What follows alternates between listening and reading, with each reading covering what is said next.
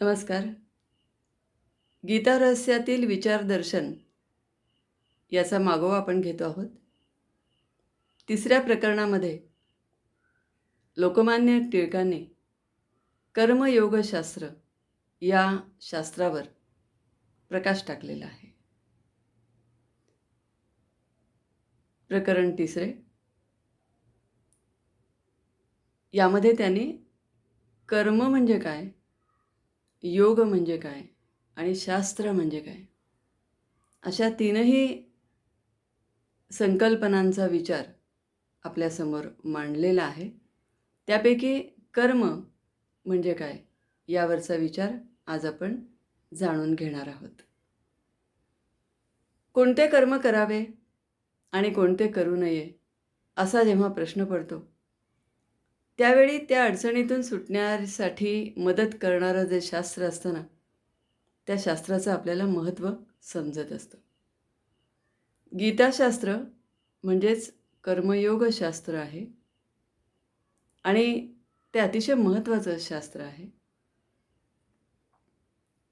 लोकमान्य इथं असं म्हणतात की गीताशास्त्र किंवा कर्मयोगशास्त्राबद्दलची जर आपल्याला जाणीव झालेली नसेल, विशेषतः त्याच्या महत्त्वाची जर आपल्याला जाणीव झालेली नसेल, तर नुसती गीतेची किंवा गीताशास्त्राची घोकमपट्टी करून काहीही उपयोग होणार नाही. गीतेतील कर्मयोगाचे शास्त्र हे अतिशय महत्त्वाचं शास्त्र आहे आणि त्याचं विवेचन देखील नाट्यपूर्ण रीतीनं गीतेमध्ये केलेलं आहे. ज्या लढाईमध्ये आपल्या हातून गुरु, नातलग, बांधव मारले जाणार आहेत, ती घनघोर लढाई करणे हे योग्य आहे की अयोग्य आहे, ही शंका मनात येऊन अर्जुन, धनुर्धारी अर्जुन हा संन्यास घेण्यासाठी आणि प्रसंगी भिक्षापात्र हातात घ्यायला निघालेला असतो. त्या बाबतीत तो मनाने तयार झालेला असतो आणि अर्थातच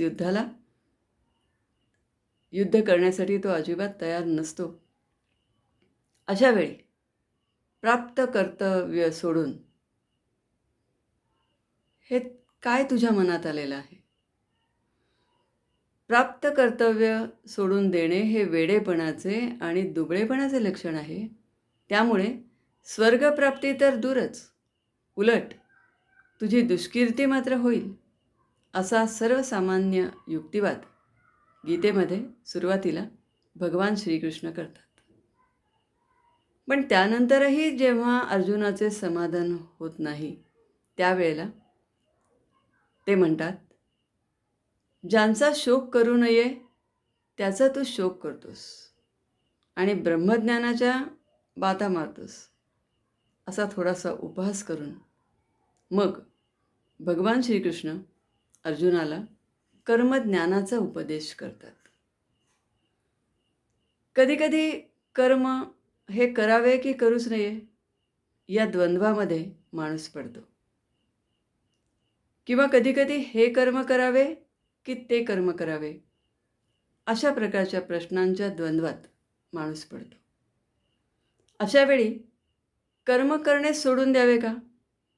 तर ते युक्त नसून, ते योग्य नसून, जेणेकरून कर्माचा लोप न होता, विशेषतः कर्माच्या परिणामांचा लोप करणं हे आवश्यक आहे आणि कर्मांचा लोप न होता त्याचे पाप किंवा बंधन हे आपणाला लागणार नाही, अशा प्रकारचा योग म्हणजे युक्ती शहाण्या व्यक्तीने स्वीकारली पाहिजे आणि तीच युक्ती, तोच योग तूही स्वीकार, असं भगवान श्रीकृष्ण धनुर्धारी अर्जुनाला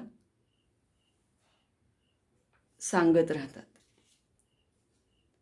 भगवद्गीतेतील दुसऱ्या अध्यायातला 50वा श्लोक असा आहे,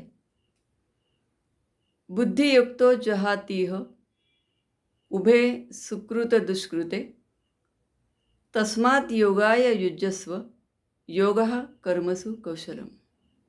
याचा अर्थ असा, साम्य बुद्धीने जो युक्त झाला तो पाप आणि पुण्य या दोहोंपासून या पृथ्वी तलावर अलिप्त राहतो.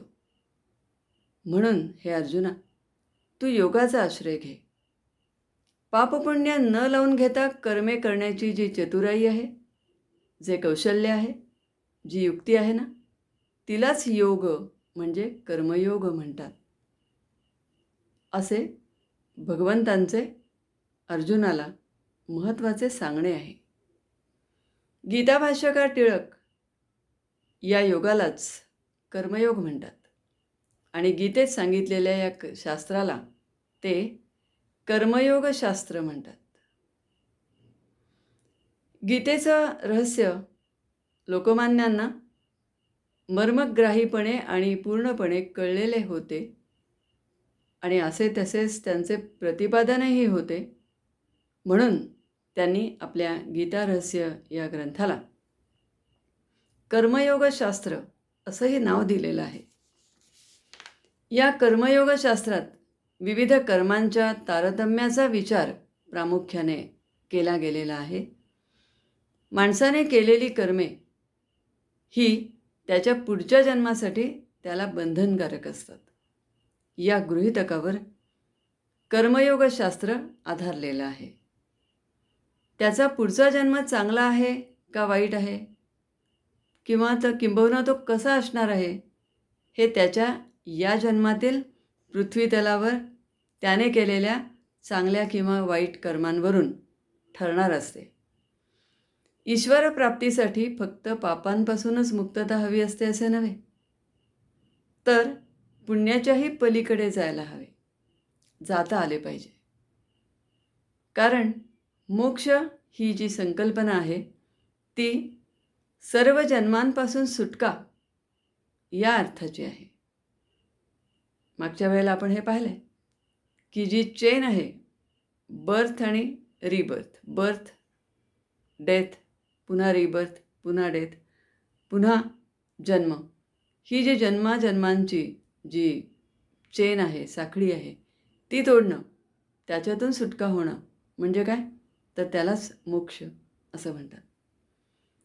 आणि या अर्थाबरोबरच ईश्वराशी तादात्म्य पावणे किंवा ईश्वराशी एकरूपता साधणे यालासुद्धा काय म्हणतात, मोक्ष म्हणतात. पाप आणि पुण्य या दोन्ही संकल्पना पुढील जन्मांसाठी बंधनकारक असतातच. या बंधनातून सुटका म्हणजे मोक्ष.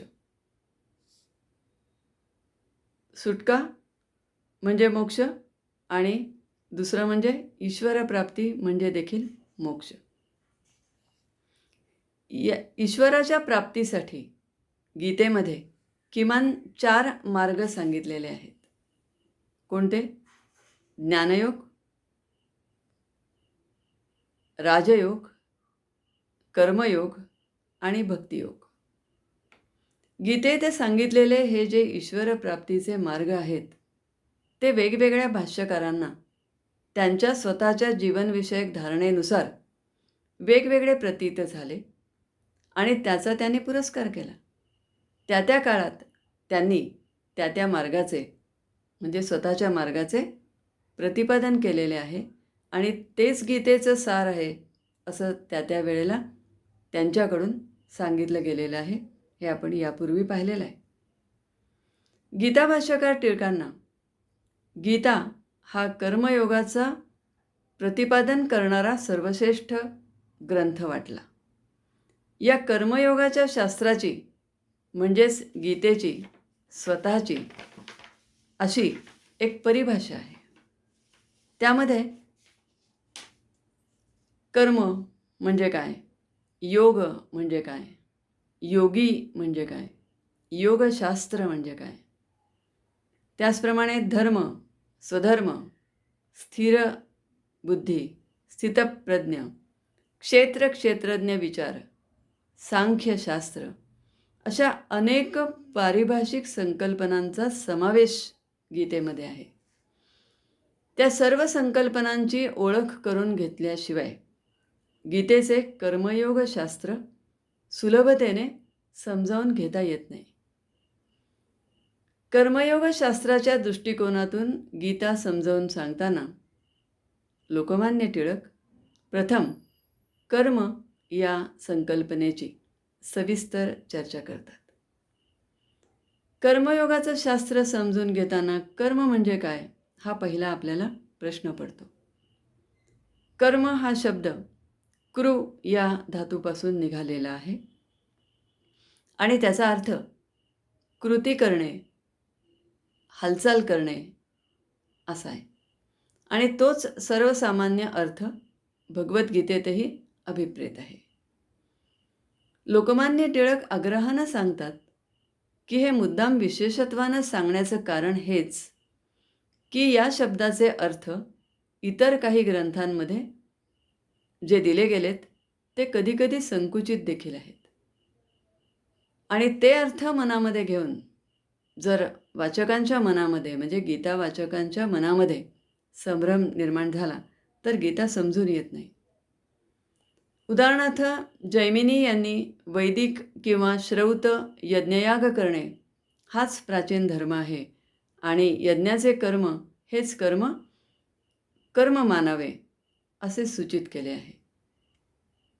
लोकमान्य असं सांगतात की असे इतर काही ग्रंथांमधले जे संदर्भ आहेत कर्माच्या संदर्भातले ते आपण मानू नयेत.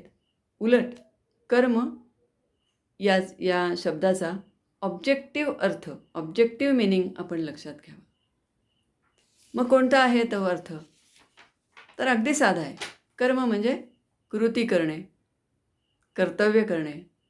किंबहुना आधी आपण कर्म म्हणजे काय यामध्ये सर्वसाधारण अर्थ जर लक्षात घेतला, वस्तुनिष्ठ अर्थ लक्षात घेतला तर आपण जे दररोजच्या जीवनामध्ये ज्या अनेक कृती करत असतो, काही ना काही करत असतो, त्या सगळ्याला कर्म असं म्हणावं असं लोकमान्य आपल्याला सांगतात. उदाहरणार्थ खाणे, पिणे, खेळणे, बसणे, उठणे, राहणे, श्वासोच्छ्वास करणे, हसणे, रडणे, वास घेणे, पाहणे, बोलणे, ऐकणे, चालणे, देणे घेणे, निजणे, जागे राहणे, मारणे, लढाई करणे, मनन करणे, ध्यान करणे, आज्ञा करणे, निषेध करणे, दान करणे, शेती करणे, व्यापार करणे, निश्चय करणे, गप्प बसणे, पापणीची हालचाल करणे या सर्व कर्मांचा समावेश कर्म या संज्ञेमध्ये आहे असे गीतेत गृहीत धरलेले आहे. मग ते कर्म शारीरिक असो किंवा वाचिक असो किंवा मानसिक असो, हे पुन्हा कर्मांचे 3 प्रकार आहेत. शारीरिक, वाचिक आणि मानसिक कर्म. किंबहुना देहाचे जिवंत राहणे किंवा मरणे ही सुद्धा कर्मेच आहेत. कधीतरी, कधी ना कधी जगणे किंवा मरणे या 2 कर्मांपैकी कोणते पत्करावे, कोणते स्वीकारावे याचाही विचार करण्याची वेळ येते. To be or not to be. जेव्हा जेव्हा अशा 2 कर्मांच्या कचाट्यात मन सापडतं तेव्हा एका कर्माची निवड करणे आपल्याला भाग पडते. हा विचार पेच उपस्थित झाला तर कर्म या शब्दाचा अर्थ कर्तव्य कर्म म्हणजे कर्तव्य मानलेले कर्म. कर्तव्य म्हणजे जे करायला पाहिजे असेल तेच कर्म हा कर्तव्य कर्माचा अर्थ आहे.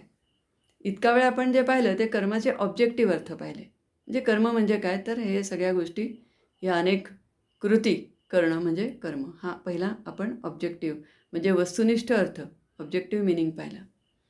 आता कर्तव्य म्हणजे ड्युटी सेन्स ज्यामध्ये आहे, असे कर्तव्य भावना ज्या कर्मामध्ये आहे त्याला कर्तव्य कर्म म्हणणं क्रमप्राप्त आहे.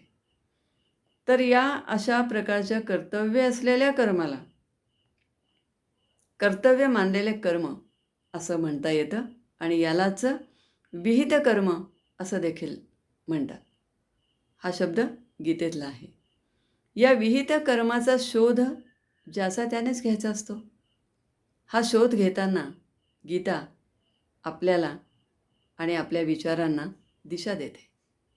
विचार पेचांचे चक्रव्यूह भेदण्यास ती आपल्याला सहाय्य करते.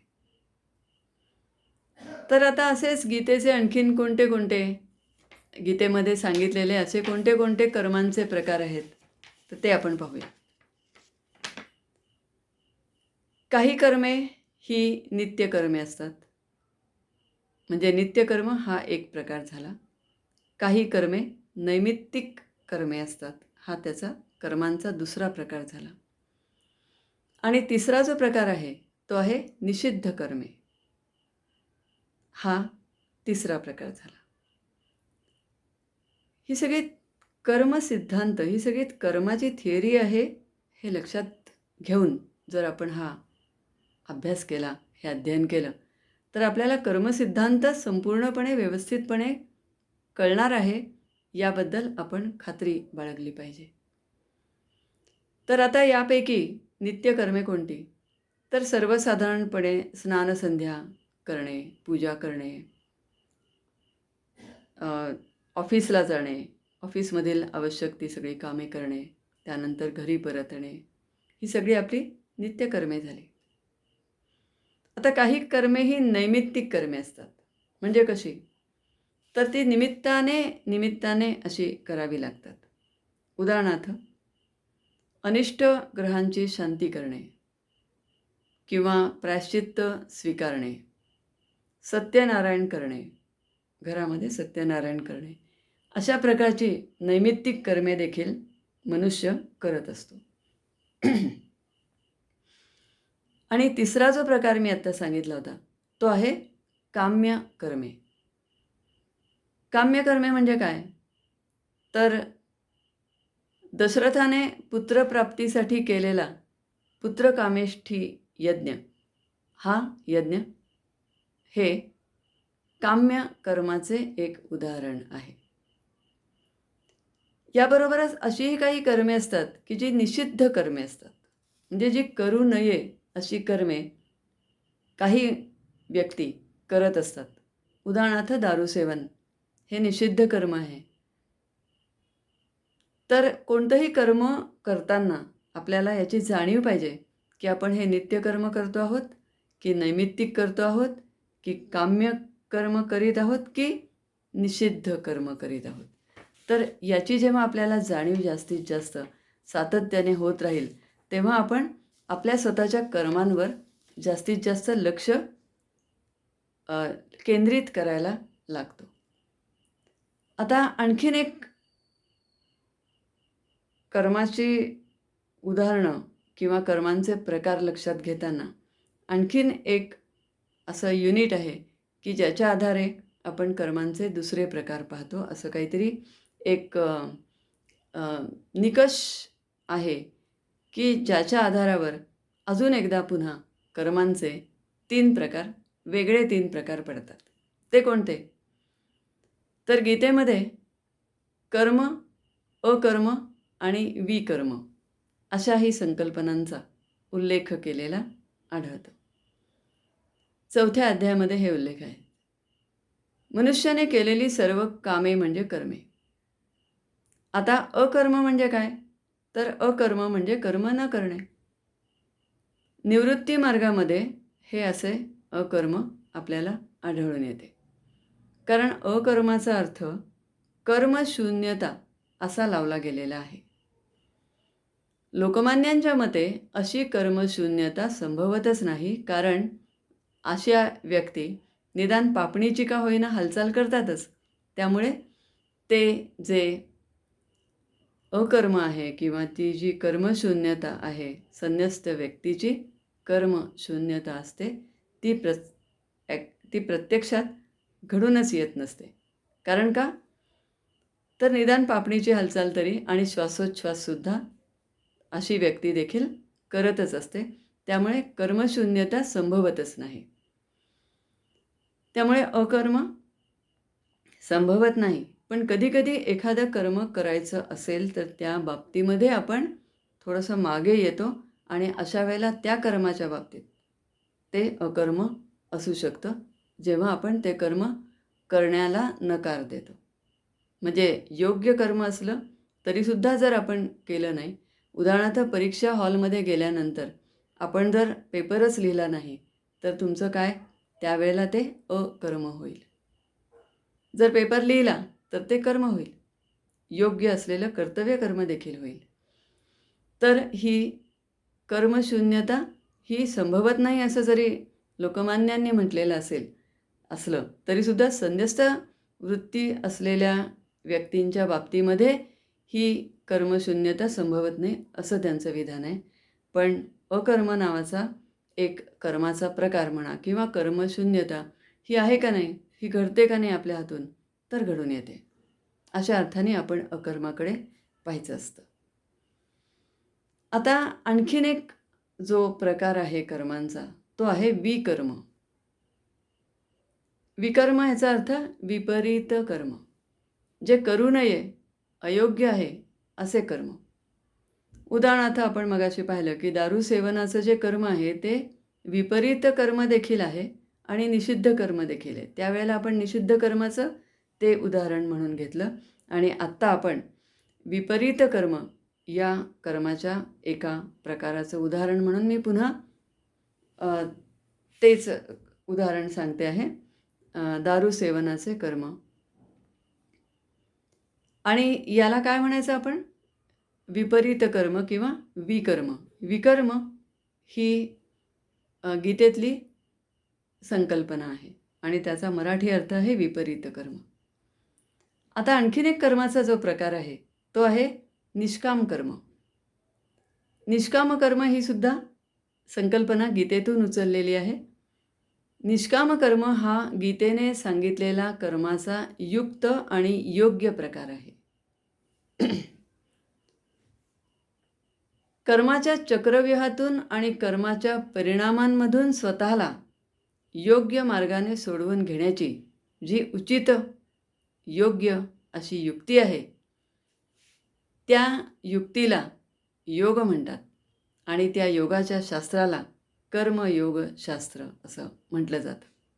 असे सांगून भाष्यकार लोकमान्य टिळक असं म्हणतात की गीतेत ज्या तात्विक दृष्टीने आपल्याला या सगळ्या कर्मांबद्दलची माहिती दिलेली आहे आणि ज्याबद्दल आपल्याला कर्मांचा विचार करण्यासाठी प्रवृत्त केलेलं आहे, ती जी दृष्टी आहे ना, ती दृष्टी निष्काम कर्म करणाऱ्या कर्मयोग्याची आहे, काम्य कर्मे करणाऱ्या मीमांसकांची किंवा कर्मे सोडणाऱ्या संन्यासमार्गी यांची ती दृष्टी नाही. ती दृष्टी कर्मप्रधान दृष्टी आहे. आजच्या आपल्या या छोट्याशा व्याख्यानामध्ये मी तुम्हाला कर्म म्हणजे काय आणि कर्मांचे प्रकार कोणते, त्याची काही उदाहरणे यावर थोडासा लोकमान्यांनी जो आपल्या ग्रंथामध्ये प्रकाश टाकलेला आहे त्याचा मागोवा घेण्याचा मी प्रयत्न केलेला आहे. तुम्ही सर्वांनी आजचं माझं हे छोटंसं व्याख्यान शांतपणे ऐकून घेतलं याबद्दल सर्वांना मनःपूर्वक धन्यवाद.